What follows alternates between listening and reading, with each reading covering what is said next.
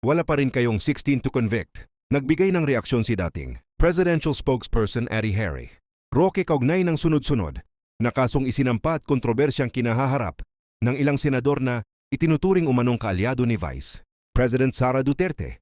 Sa kanyang pahayag, direkta niyang iniuugnay ang mga kasong kinahaharap ng ilang senador sa umano'y pagtatangkang pahinain ang hanay ng mga posibleng kakampi ni VP Sara sa Senado, lalo na sa usapin ng impeachment.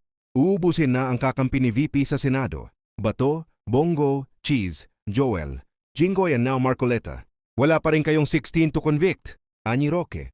Dumating ang pahayag ni Roque matapos lumabas ang ulat na nahaharap si Senador Rodante Marcoleta sa reklamong plunder, bribery at indirect bribery sa Office of the Ombudsman kaugnay ng umano'y C75 milyong campaign donations na hindi naiulat sa kanyang Statement of Contributions and Expenditures, SOCE, na una na ring naging sentro ng kontrobersya sina Sen. Ronald Bato de la Hoz at Senior Bong Go dahil sa mga usaping may kaugnayan sa International Criminal Court, ICC, at War on Drugs investigations.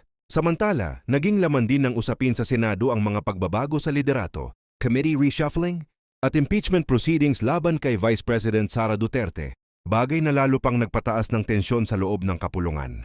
Sa ilalim ng konstitusyon, kinakailangan ng boto ng 2/3 o ni 16 senador upang makonvict ang isang opisyal sa impeachment trial.